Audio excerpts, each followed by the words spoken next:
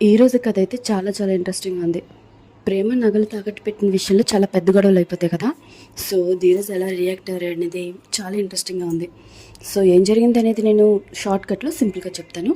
Daily updates కోసం subscribe చేసుకోండి. చాలామంది చూస్తున్నారు కానీ సబ్స్క్రైబ్ చేసుకోవట్లేదు. ప్లీజ్ సబ్స్క్రైబ్ చేసుకోండి. ఇక ప్రేమ వాళ్ళ మేనత్త ఇష్టం వచ్చినట్టు తిడుతుంది కదా. సో అందరికీ నిజమేంటి తెలియాలి, నీ మంచితనం తెలియాలి అని చెప్పి ఇక ప్రేమ చాలా విషయాలు చెప్పడానికి ట్రై చేస్తుంది. ఇక అందరూ భయపడుతూ ఉంటారు, నిజం ఇక్కడ భయపడిపోతుందా అని చెప్పి. నర్మద, వేదవతి ఇద్దరు కూడా ప్రేమను ఆపడానికి ట్రై చేస్తారు. ఇక ప్రేమ అయితే చెప్పాలనుకుంటుంది. ఇక గట్టిగా చెప్తూ ఉంటాడు ధీరజ్, లోపలికి పదా అని చెప్పి. ఇక వెంటనే నర్మద ప్రేమ తన బ్యాగులో ఉన్న నగలు తీసి, అసలు మీకు గొడవ అంతే నగల కోసమే కదా, తీసుకొని నాకేం అవసరం లేదని చెప్పి వాళ్ళ ముఖం మీద ఎసురు కొడుతుంది. ఇక వాళ్ళు కూడా షాక్ అవుతారు.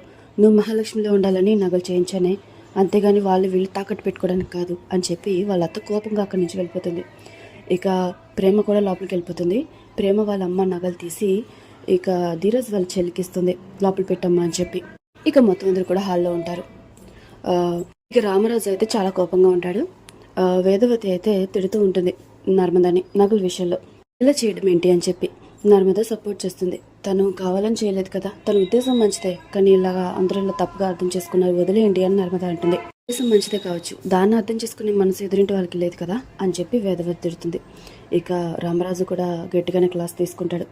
ఆ నగల కోసం ఒక రోజంతా పోలీస్ స్టేషన్లో ఉన్నానని, నా కుటుంబం చాలా ఇబ్బంది పడిందని, బుద్ధున్న వాళ్ళు ఎవరైనా సరే నగలు జగత్తు వెళ్తారని ఇక ఇష్టం వచ్చినట్టుగా మాట్లాడుతూ ఉంటాడు రామరాజు.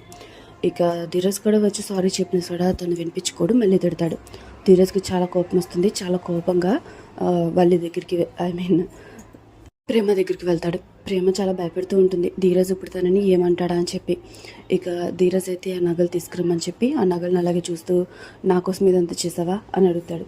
అవునరా, నేను కాకపోతే ఎవరు చేస్తారు అని ప్రేమ అంటుంది. ఇక ధీరజ్ ఆ నగలన్నీ కూడా ప్రేమకు పెడతాడు. ప్రేమ చాలా హ్యాపీగా ఫీల్ అవుతూ ఉంటుంది.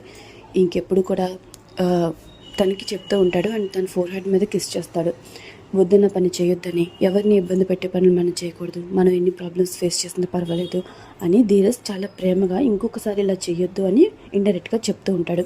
అయితే ఇదంతా చూసి నర్మద హ్యాపీగా ఫీల్ అవుతుంది. తన హస్బెండ్గా అంటుంది, చూడు నీ తమ్ముడు ఎంత ప్రేమగా చెప్తున్నాడు, నువ్వు ఉన్నావు, ఏదైనా గొడవ అయితే చాలు మేడపైకి వెళ్ళిపోతావు అంటూ ఉంటుంది. వల్లి కూడా ఇదే విషయంలో తిట్టుకుంటూ ఉంటుంది. తన హస్బెండ్ చిన్న విషయాలకే తనని పుట్టింట్లో వదిలేశాడని చెప్పి. ఇంకా ప్రేమ ఇలా అంటూ ఉంటుంది, చూసారా నేను ఇలా చేసినా కూడా తను నన్ను ఏమనలేదు, ఎంత ప్రేమగా చెప్పాడో, ఇది వీడి మంచితనం, ఎవరికి అర్థం కావట్లేదు, అందుకే నిజాలేంటో తెలియాలంటున్నాను, ఎప్పటికైనా తెలియాల్సిందే కదా అని ప్రేమ అంటే.